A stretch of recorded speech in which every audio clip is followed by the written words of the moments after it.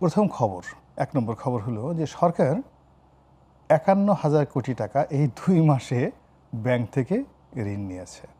আবার বলছি, ২ মাসে ৫১,০০০ কোটি টাকা। এর মধ্যে এই জাস্ট ১ সপ্তাহের মধ্যে ৫,০০০ কোটি, ১০,০০০, ৫,০০০ কোটি টাকা নিচ্ছে। আবার ব্যাংকগুলোর লোন না পাওয়ার কারণে তারা বলছে আমরা বন্ড ছেড়ে এই টাকা আনবো। তো সব মিলিয়ে সম্ভবত ৪১ অথবা ৫১,০০০ কোটি টাকা এই ২ মাসে তারা শুধু ব্যাংক থেকে ঋণ নিয়েছে।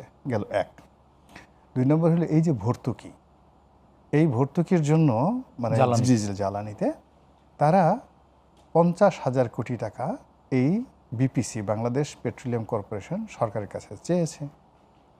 এটা গেল লায়াবিলিটি। এখন এই যে বিপিসি চেয়েছে, এটা লোকাল মুদ্রায় তার কাছে টাকা নাই, এই জন্য সে পাগলের মতো টাকা খুঁজছে। যেমন আজকেও প্রধানমন্ত্রী যারা দাতা সংস্থা তাদের কাছে সে $২ বিলিয়ন মানে ঋণ চেয়েছে। এখন এই $২ বিলিয়ন জন্য কিন্তু আইএমএফের কাছে অনেক আগেই আসার সাথে সাথে সরকার নিবেদন করেছিল। আইএমএফ কিন্তু রেসপন্ড করেনি। এবং আইএমএফ শেখ হাসিনার জমানাতে যে ঋণটা দিয়েছিল বাংলাদেশকে $৪.৫ বিলিয়ন, সেটার যে শেষ কিস্তিগুলো শেখ হাসিনার পতনের পর একটা কিস্তিও ইউনূসের জমানাতে ছাড় করেনি। এবং এই সরকারের আমলেও এখন পর্যন্ত আইএমএফ একটা কিস্তি ছাড় করেনি। এবং আইএমএফ তার কিস্তি বাংলাদেশের জন্য ছাড় না করা পর্যন্ত এই সরকারের যে গ্রহণযোগ্যতা ফাইন্যান্সিয়াল ইনস্টিটিউশনগুলোর কাছে, আন্তর্জাতিক ট্রেড অ্যান্ড কমার্সের কাছে তার যে ভাবমূর্তি, এটা প্রতিষ্ঠিত হবে না। এই জন্য এই যে জ্বালানির জন্য যে $২ বিলিয়ন, এটা তার আসলে ইমার্জেন্সি আনা দরকার ছিল মূলত আইএমএফ কাছ থেকে, কিন্তু আইএমএফের কাছ থেকে কোনো রেসপন্ড পায়নি। না পেয়ে এখন সে ওয়ার্ল্ড ব্যাংক, এডিবি, জায়গা সবার কাছে সে টাকা চাচ্ছে, কিন্তু এই আজকে কোনো উন্নয়ন সহযোগী এখন পর্যন্ত বলেনি সরকারকে টাকা দেব। তো এই যে অবস্থা, সামনে আসছে বাজেট, জুন মাসে আসতেছে বাজেট। তো এই বাজেটের কাছের সঙ্গে সঙ্গে আপনি চিন্তা করেন যে বাংলাদেশের যে বেসরকারি পাওয়ার প্ল্যান্টগুলো আছে, শেখ হাসিনার জমানাতে তারা প্রায় ৮০,০০০ কোটি টাকা সরকার কাছে পেত। এটা বাড়ছে, কমে নাই। আদানি পেত অলমোস্ট ধরেন ১২,০০০ কোটি টাকা আদানি পেত। এখন সেটার কিছু অংশ দেওয়া হয়েছে, বাট এখন পর্যন্ত আদানি একটা বিরাট টাকা এই সরকারের কাছে পাবে।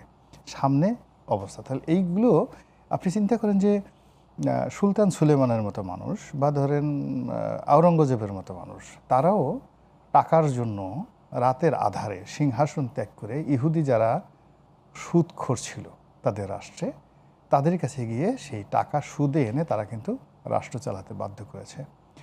একটা রাষ্ট্রে যদি অর্থ না থাকে, টাকা না থাকে, রাষ্ট্রের মেরুদণ্ড থাকে না। আপনি যত কথা বলেন না কেন, ন্যায় নীতি কোনো কিছু থাকে না। পুরুষের টাকা না থাকলে যেমন কিচ্ছু থাকে না, নারীর যেমন যৌবন না থাকলে, সৌন্দর্য না থাকলে দুনিয়ার কোনো মানুষ তাকে ফিরে তাকায় না, বিগত যৌবনার দিকে ফিরে থাকে না। পুরুষের একই অবস্থা, মানে অভিনয় করছে, মনে হয় যেন যে এক একজনের ২০টা-২৫টা করে কার্ড দিয়ে দেবে, হেলথ কার্ড, এডুকেশন কার্ড, নাগরিক কার্ড। এই কার্ডগুলো দিয়ে ফ্যামিলি কার্ড, সার কার্ড, ডিজেল কার্ড, এবং এই কার্ডগুলো নিয়ে আমরা মাথায় করে কোথায় যাব বলেন তো?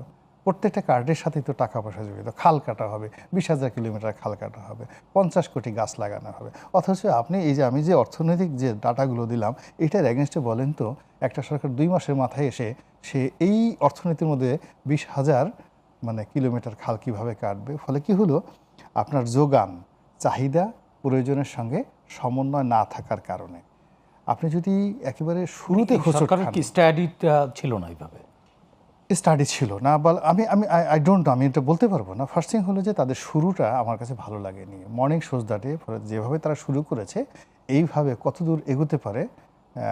আমাদের তো দেশটা আসলে মিরাকেল, এদেশে অনেক কিছু মিরাকেল ঘটে, তো হয়তো মিরাকেলই অনেক কিছু ঘটে যেতে পারে।